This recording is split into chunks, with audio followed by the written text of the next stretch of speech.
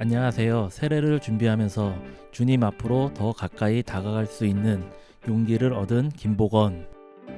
오늘 세례를 통해 다시 태어나게 될 송혜은 학생입니다. 성도님들의 기도 덕분에 대학에 합격할 수 있었습니다. 이 모든 것 하나님께 영광 돌리겠습니다. 성도님들의 기도에 부응하여 천국 소망을 품고 살아가겠습니다. 오늘 말씀의 제목은 오직 주님밖에 없습니다.입니다. 하나님의 말씀을 봉독함으로 하나님의 말씀을 선포하겠습니다. 마태복음 13장 47절부터 50절까지의 말씀입니다. 또 천국은 마치 바다에 치고 각종 물고기를 모는 그물과 같으니 그물에 가득함에 물가로 끌어내고 앉아서 좋은 것은 그릇에 담고 못된 것은 내버리느니라. 세상 끝에도 이러하리라. 천사들이 와서 의인 중에서 악인을 갈라내어 풀무 불에 던져 넣으리니 거기서 울며 이를 갈리라. 아멘. 1620년 102명의 사람이 메이플라워 호를 타고 대서양을 횡단하게 됩니다. 어떤 자료에서는 65일, 어떤 자료에서는 66일로 나옵니다. 아마 날짜선을 지나가면서 그 하루간의 차이가 생기지 않았을까 생각하는데 중요한 거는 하루의 그 차이는 아닌 것 같습니다. 그 메이플라워라고 하는 배가 180톤, 가장 일반적인 상선의 모습입니다. 길이는 27m에서 33m 정도 사이, 폭은 7.6m, 승무원은 25명에서 30명. 그게 일상적인 그 당시의 배 사이즈인 겁니다. 근데 거기에 승무원을 제외하고 102명이 탔으니까 굉장히 복잡했을 겁니다. 결코 편한 여행이 아니었다는 겁니다. 자, 그들이 대서양을 건너서 신대륙에 도착했습니다. 그해 겨울에 44명이 죽었습니다. 기근, 추위, 굶주림, 질병으로 인해서 44명이 죽었습니다. 그리고 봄이 되었을 때에 아무것도 할 수 없는 상황이었습니다. 그때 도움을 줬던 사람들이 인디안인들입니다. 씨앗을 나눠주고 살아갈 수 있도록 했습니다.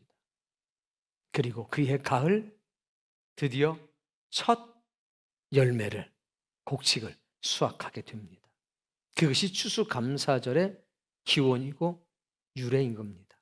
그때 필그림 파더스라고 불렸던 그 사람들은 추수감사 예배를 드리면서 위대한 기도를 우리에게 남겨두었습니다. 그 기도문을 함께 읽도록 하겠습니다. 나누어 드린 그 안내 책자에 맨 마지막에 박스가 아마 쳐져 있을 겁니다. 읽습니다. 우리는 대서양을 건너와 여러 친구들을 잃었다. 그러나 하나님은 우리에게 기대했던 것보다 많은 것을 주셨다. 하나님의 은혜에 감사하며 첫 열매를 그분께 드린다. 아멘. 여러 명의 친구들을 잃었습니다. 44명이 이 세상을 떠나갔습니다. 그러나 이들은 기도할 때 뭐라고 기도합니까? 내가 기대했던 것보다, 우리가 기대했던 것보다 더 많은 것을 주셨다. 도대체 사람의 생명보다 더 귀한 게 무엇이란 말입니까? 그건 은혜와 진리가 주는 자유입니다. 그걸 믿음의 사람만이 알 수 있는 겁니다. 목사님, 사람이 죽었는데 무엇이 감사할까요? 그들의 생명이 땅에 묻혀 있지 않고 하늘로 돌아갔기 때문인 겁니다. 하나님, 우린 44명의 사랑하는 사람들을 잃었습니다. 그들의 생명은 이 땅에 묻히지 않고 하나님의 나라로 돌아갔습니다. 하나님, 감사합니다. 이렇게 되는 겁니다. 살아있는 우리는 은혜와 진리를 마음껏 전할 수 있고 그 은혜와 진리를 따라 살 수 있는 권리와 자유를 얻었습니다. 이건 우리가 영국에서 생각했던 것보다 훨씬 더 큰 은혜를, 영적인 유익을 우리의 삶에 가져다 주었습니다. 하나님, 감사합니다. 이런 기도의 내용인 겁니다. 도대체 영국에서 어떤 일이 있었습니까? 성공의 국교회가 있었습니다.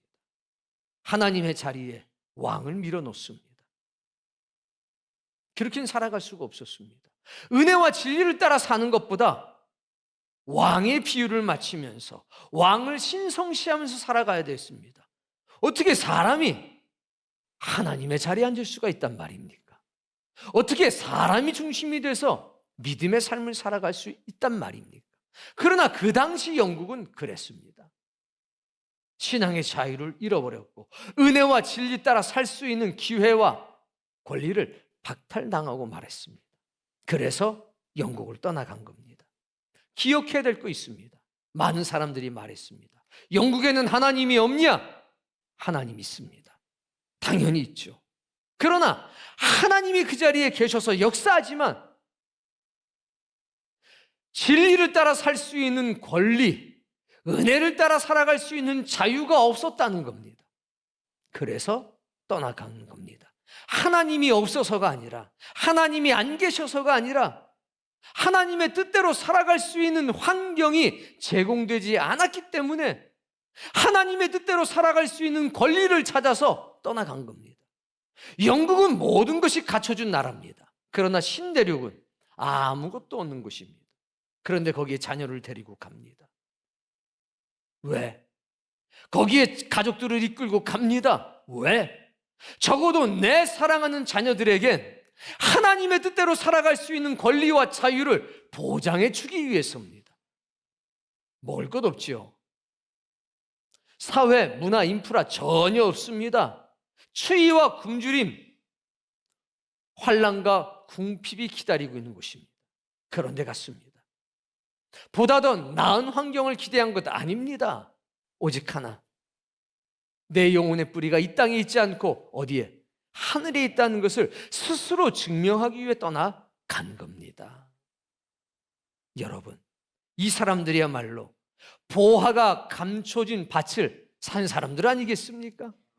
이 사람들이야말로 진주를 장사하던 장사꾼에서 매매하면서 얻었던 이익으로 자신의 인생의 부를 축적해 가다가 좋은 진주 하나를 만나니까 그 모든 것을 정리해서 값진 진주 하나를 자신의 소유로 삼았던 그 사람들이 아니겠습니까? 이 사람들이야말로 하나님의 명령을 따라서 본토 친척 아비 집을 떠나서 가나안으로 향했던 아브라함의 믿음을 따라 산 사람들이 아니겠습니까? 오늘 여러분들에게 그 놀라운 은혜가 믿음의 열심이 다시 한번 재현되기를 주님의 이름으로 축복합니다. 오늘 말씀 본문을 보겠습니다. 47절. 또 천국은 마치 바다에 치고 각종 물고기를 모는 그물과 같으니. 천국에 대한 세 번째 비유입니다. 첫 번째 비유는 보화였습니다. 우리 그 말씀 읽어보겠습니다. 44절. 천국은 마치 밭에 감추인 보화 같으니. 사람이 이를 발견한 후 숨겨두고 기뻐하며 돌아가서 자기의 소유를 다 팔아 그 밭을 사느니라. 이 밭의 주인은 하나님이십니다. 이 밭의 주인은 이 밭을 팔 이유가 전혀 없습니다. 그리고 밭에 보화를 감춰두신 분도 아버지 하나님이십니다. 하나님은 이 밭을 우리에게 주시길 원합니다. 그러나 조건이 있습니다. 통과해야 될 통과 의례가 있습니다. 너의 전 재산을 가지고 와라라는 겁니다. 돈이 필요해서가 아닙니다. 테스트 하시는 거죠. 과연 너에게 오직 예수 그리스도밖에 없느냐?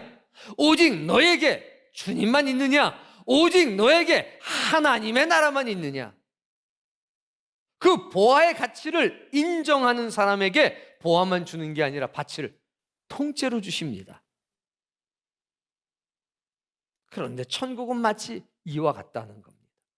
100만 원 있으면 100만 원으로 사는 거고, 1억이 있으면 1억으로 사는 거고, 100억이 있으면 100억으로 사는 겁니다.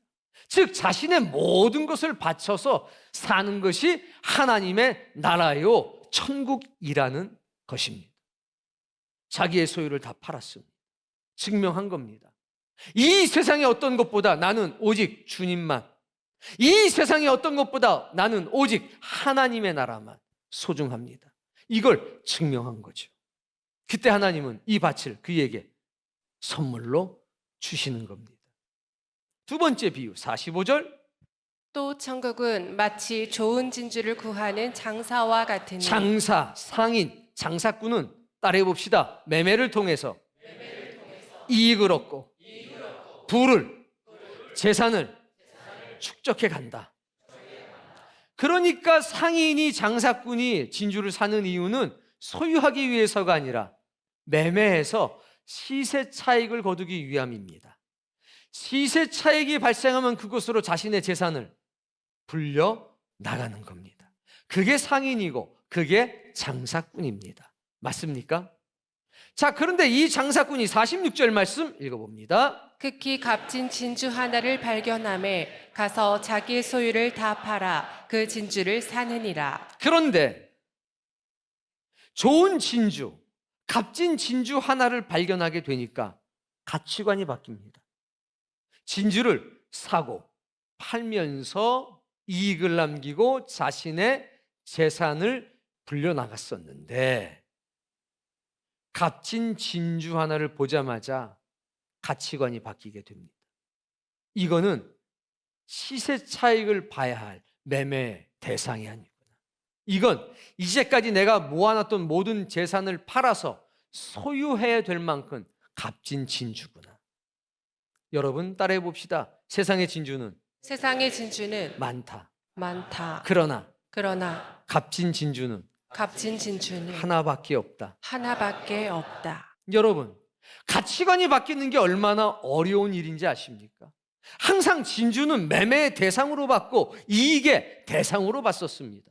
그런데 하나님의 나라라고 하는 진주, 진리라고 하는 진주, 예수 그리스도라고 하는 진주는 이것을 매매해서 이익을 얻는 것이 아니라는 것을 깨닫게 된 겁니다.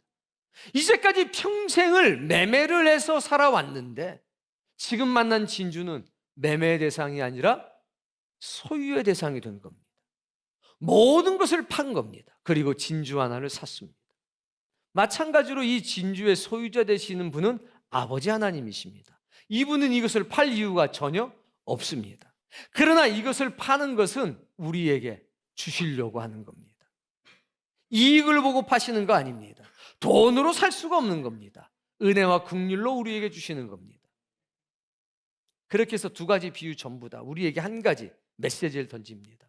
너는 진주를 지금 소유했느냐? 너는 지금 보화가 담겨있는 밭을 지금 소유했느냐? 천국은 지금 소유한 사람의 것이다. 이런 메시지를 던지는 겁니다.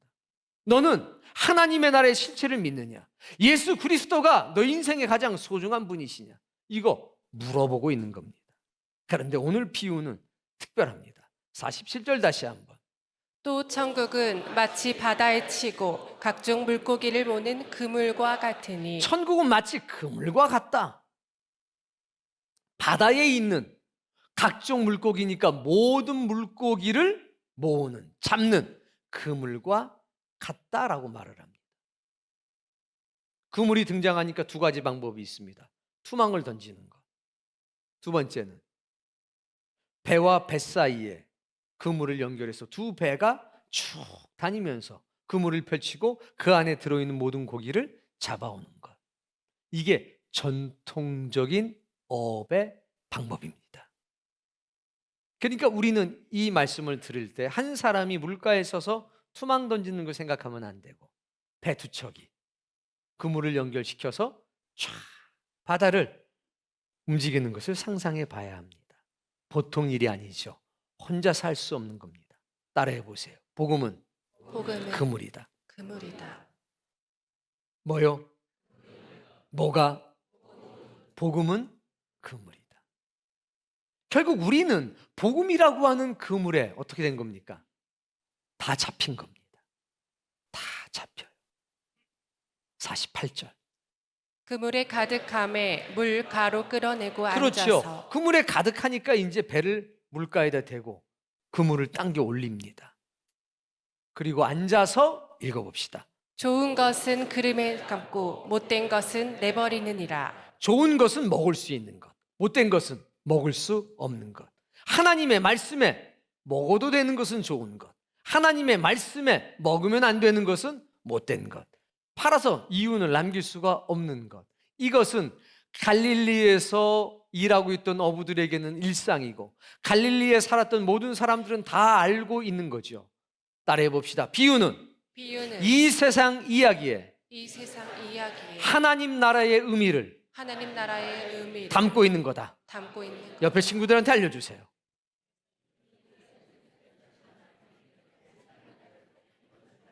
눈을 마주보고 열정적인 음성으로 손을 사용하면서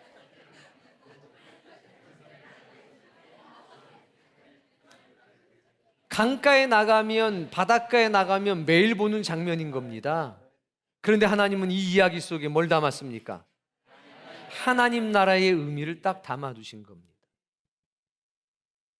좋은 것은 하나님의 말씀에 먹어도 된다. 못된 것은 먹으면 안 된다. 그러니까 당연히 좋은 것은 그릇에 담고 못된 것은 다시 어디에? 바다에 던져 버리는 겁니다. 근데 가만히 보십시오. 앞에 두 가지 비유는 우리에게 결단을 촉구했습니다. 오직 주님밖에 없느냐? 오직 하나님 나라밖에 없느냐? 오직 은혜와 진리밖에는 없느냐? 너에겐 그것이 가장 소중하냐? 이건 물어보셨는데 지금은요, 골라낸다. 천국은 뭐다? 골라내는 역사가 있는 거다. 이렇게 말하는 겁니다. 49절, 세상 끝에도 이러하리라. 세상 끝에도 이러할. 언젠가 이 날이 온다는 겁니까? 안 온다는 겁니까? 근데 지금 이걸 느낄 수가 있나요? 없나요? 잘 없다는 거죠. 근데 언젠가 한 번은 이렇게 골라내는 일이 있다. 읽어보세요. 천사들이 와서 의인 중에서 악인을 갈라내어. 자, 누가 등장합니까? 어떤 일을 합니까? 의인 중에서 악인을 골라내는 겁니다. 천사들이 하는 일이니까 이거 뒷돈거래 안 됩니다.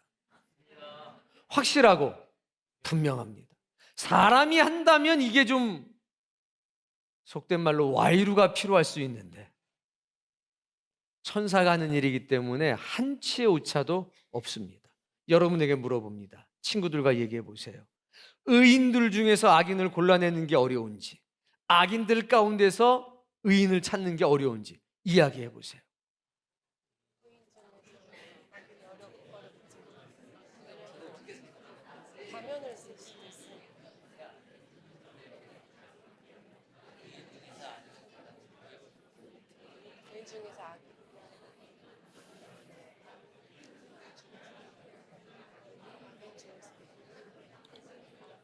악한 사람들이 많은데 한 100명 있는데 그 중에 의인이 한두 명 있습니다. 구별이 됩니까? 안 됩니까? 바로 되죠. 벌써 자세가 다르죠. 악인들의 특징은요, 배는 게 없어요. 의인들의 특징은 보이는 게 많습니다. 그래서 악한 사람들 중에서 조금 덜 악한 사람만 눈에 있어도 눈에 확 띕니다. 그래서 악한 사람들 중에서 의인 찾는 건 굉장히 쉽습니다. 달라도 너무 다르잖아요. 그렇죠? 자, 근데 의인들이 모여 있습니다. 근데 그 중에 숨어 있는 악인을 고르는 건 어려울까요? 쉬울까요? 왜 어렵습니까? 다 의인처럼 살아가기 때문에 골라내는 게 굉장히 어렵습니다. 로마서 1장 17절 말씀. 복음에는 하나님의 의가 나타나서 믿음으로 믿음에 이르게 하나니 기록된 바 오직 의인은 믿음으로 말미암아 살리라 함과 의인은 같으니라. 무엇으로 산답니까? 믿음으로 말미암아 산대죠. 그 믿음은 어떻게 된답니까? 복음 안에서 믿음이 있다는 겁니다. 복음을 받아들이면 받아들일수록 나는 믿음에서 믿음으로 옮겨갑니다. 복음을 믿음으로 난 더 큰 믿음을 갖게 되는 겁니다. 이 말씀은 뭐냐? 말씀이 믿음이 된다는 겁니다. 하나의 말씀이 믿음이 되면 하나의 믿음이 생기는 것이요, 두 개의 말씀이 들어오면 두 개의 믿음이 생기는 겁니다. 그게 복음 안에 담겨 있다는 겁니다. 의인의 특징은 무엇으로 살아요? 믿음으로. 그 얘기는 뭡니까? 복음에 기록된 모든 말씀을 지키면서 살아가는 것이 누구다? 의인이다. 그러면 의인 가운데 있는 악인을 어떻게 구별할 수 있겠습니까? 얘기해 보세요. 이 말씀에 근거해서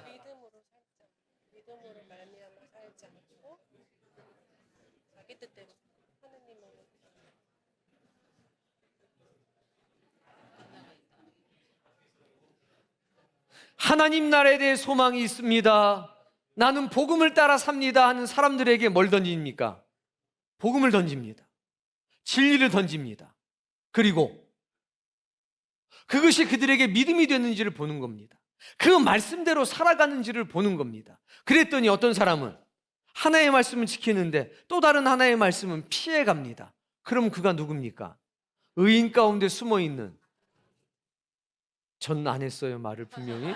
여러분이 악인이라고 그랬어요. 아, 그렇군요. 하나 말씀 지키고 하나는 안 지키면 그거군요. 나 오늘 처음 알았습니다.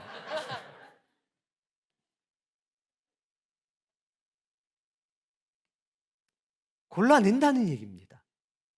가려낸다는 얘기입니다. 50절 말씀. 풀무불에 던져 넣으리니 거기서 울며 이를 갈리라. 49절에 두 가지가 등장합니다. 그릇 그리고 바다.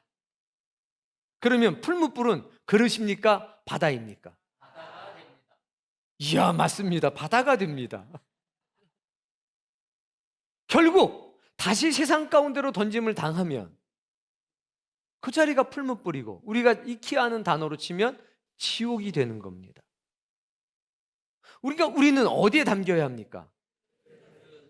무슨 일이 있어도 그릇에 담겨야 합니다. 이제 옆에 사람들 보시고 뒤에 사람들 좀 보세요. 이 가운데에 좋은 것이 있습니다. 근데 이 가운데 뭐가 있냐? 못된 것도 있습니다. 전 당당하게 얘기합니다. 지금 이 자리에 좋은 게 있습니다. 그릇에 담길 겁니다. 근데 이 자리에 뭐도 있느냐? 못된 것도 있습니다. 다시 바다에 던짐을 당할 겁니다. 천사가 와서 그 일을 할 겁니다. 여러분, 이 비유는 우리에게 굉장히 많은 것을 시사합니다. 그리고 이렇게 말씀하십니다. 51절. 이 모든 것을 깨달았느냐 하시니 대답하되 그러하오이다. 이제 친구들하고 묻고 대답 한번 해보세요. 역할을 바꿔서 한번 해보세요. 뭘 깨달았는지를 얘기해 보세요.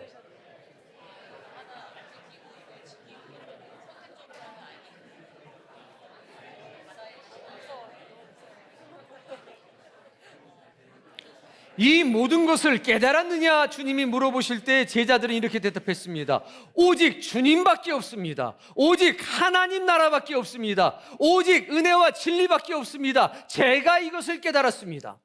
내가 가진 모든 것보다 예수님이 더 소중합니다. 내가 가진 모든 것보다 하나님의 나라가 소중합니다. 이렇게 된 거죠. 여러분 어떻습니까?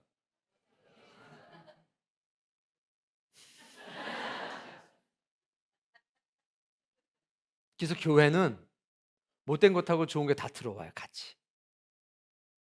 옆에 보세요. 있어요, 없어요? 좋은 것.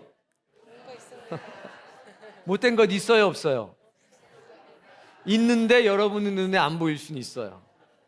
자, 그런데 들어와서 어떤 일이 있느냐? 잡히면 거룩한 변화가 일어납니다. 교회는 복음을 믿음으로 말미암아 믿음에 이르는 역사가 있습니다. 그래서 머리에 뿔난 고기도 잡혀서 들어오면 어떤 일이 있느냐? 복음을 믿음으로 받아들이기만 하면 그 뿔이 샥 없어지는 역사가 있어요. 그런데 누가 도대체 던짐을 받느냐? 다시 도대체 누가 던짐을 당하는 겁니까? 그러면 여러분 입으로 한번 얘기해 보세요. 친구들과 함께 이야기해 보세요. 그럼 누가 다시 던짐을 당하는지. 복음에 이끌려 왔는데도 불구하고 도대체 어떤 물고기가 다시 바다에 던짐을 당하는지. 누가 던짐을 당하는 겁니까? 저한테 한번 얘기해 보세요. 큰 소리로 시작.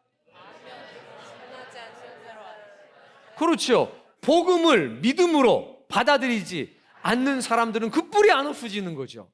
누구처럼? 쟤네들처럼. 그런데 뿔이 있어도 복음을 믿음으로 받아들이면 변화가 되죠. 누구처럼?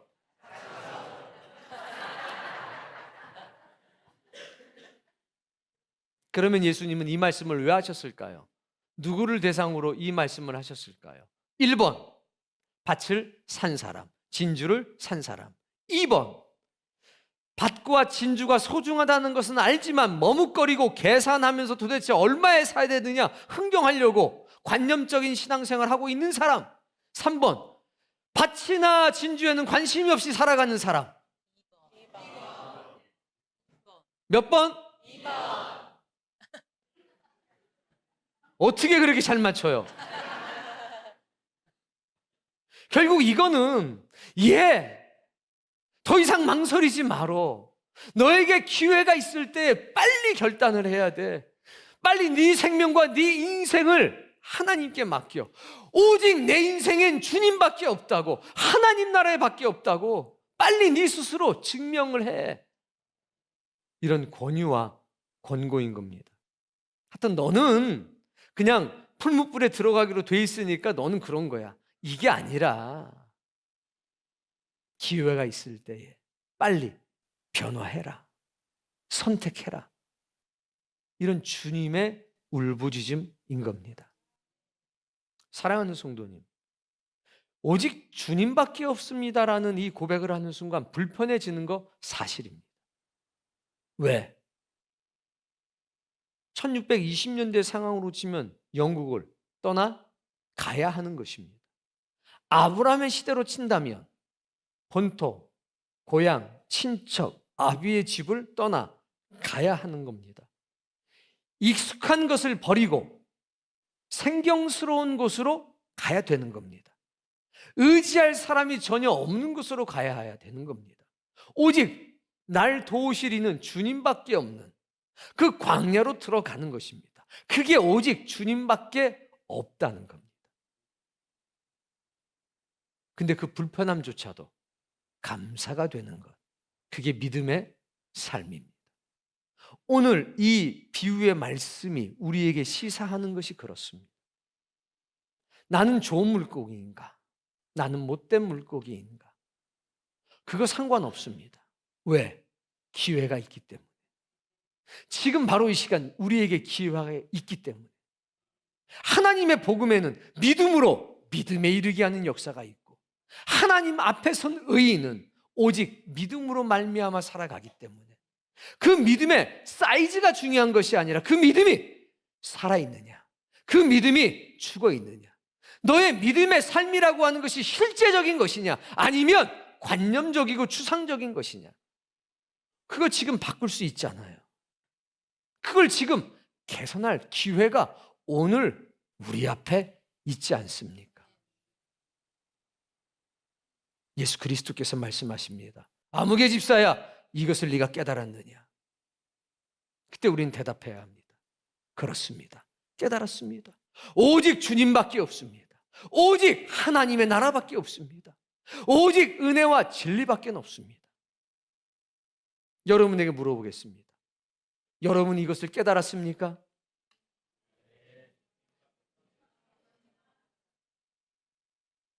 이렇게 사람이 많은데, 아까 2번 할 때는 막 천장이 들썩거렸는데 소리가 그냥 3분의 1, 4분의 1로 줄었습니다. 제자들은 예라고 대답했습니다. 이유가 있죠. 베드로가 말했습니다. 예수님, 우리는 모든 것을 버리고 주님을 따라왔는데 우리는 어떻게 되겠습니까? 그랬더니 예수님 말씀하셨습니다. 이 세상에서 100배를 받을 것이요 하나님의 나라에 이르지 못할 사람이 없을 것이다. 그러나 이 세상에서 고난을 겸하여 받을 것이라. 다 버리고 왔습니다. 배도 버렸지, 고기도 버렸지, 그물도 버렸지, 가족들도 남겨놓고 주님을 따라왔습니다. 마태는요, 세관에 앉아서 돈 걷다가 다 버리고 주님 따라갔습니다. 그러니까 제자들은 여기에 믿음이 좋다 이런 자랑은 없었습니다. 그런데 내가 믿음이 조금 연약해도 나는 모든 것을 버리고 주님을 따라갔다, 이건 확실히 있지 않겠습니까? 그러니까 깨달았느냐? 뭘 깨달아요? 제가 볼 땐 멀었어요. 이 뒤에 흔적을 보면 깨달은 것 같지 않아요. 그래도 여기 한 가지 신념은 있었습니다. 오직 내가 여전히 연약해서 흔들려도 저는 주님밖에 없습니다. 저는 이미 모든 것을 버리고 주님을 따라갔습니다. 이건 확실했죠. 근데 여러분은 좀 이게 아직 일부에 어떤 집사님 한 분이 지금 변화되고 있습니다 했다가 누가 언제 변화되냐고 물어봤어요? 샀냐고 물어본 거지. 오직 주님밖에 없냐고 물어본 거지.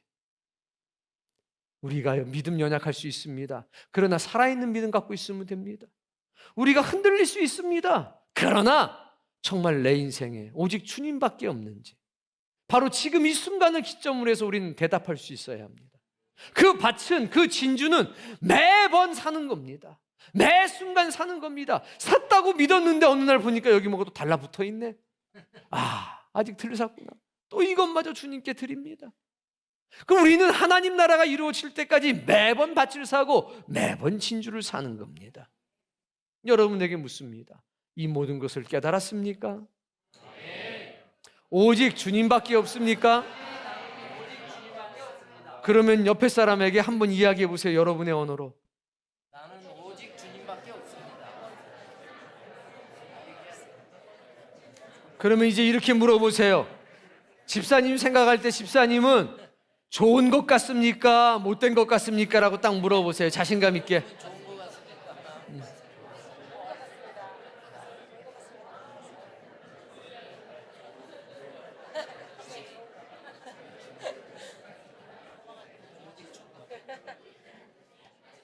우리가 은혜 안에 살면서 이런 대화가 부끄럽지 않고 이런 대화가 우리를 살리는 하나님의 능력이 돼야 합니다.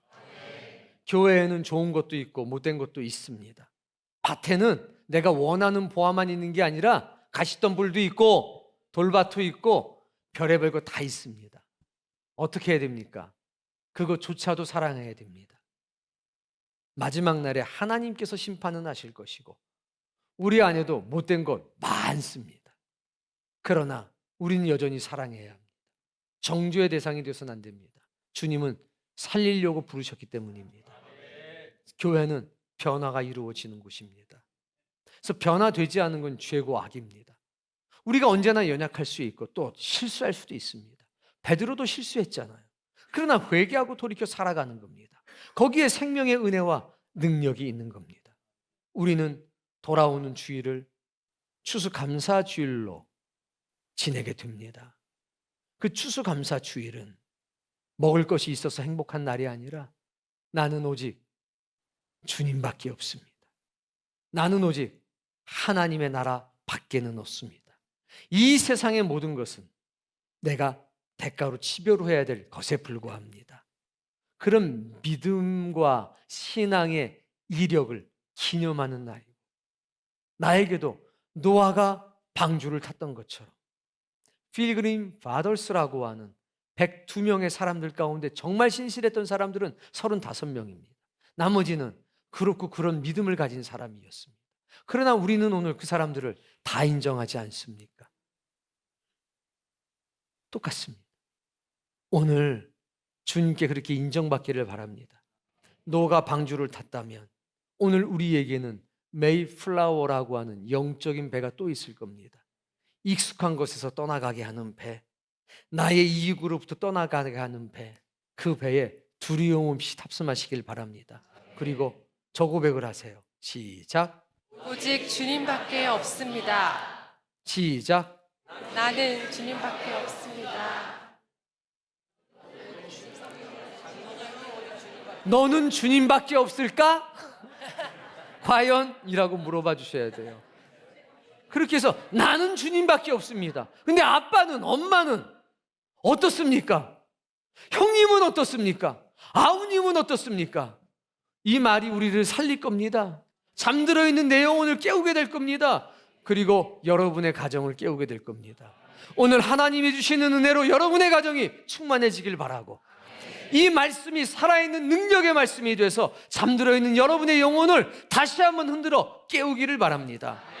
그리고 생명드림 기도회를 통해서 받았던 놀라운 은혜, 놀라운 간증, 증거들이 추수감사주의를 지나면서 확대되기를 바랍니다. 더 많은 열매로 수확되어지기를 원합니다.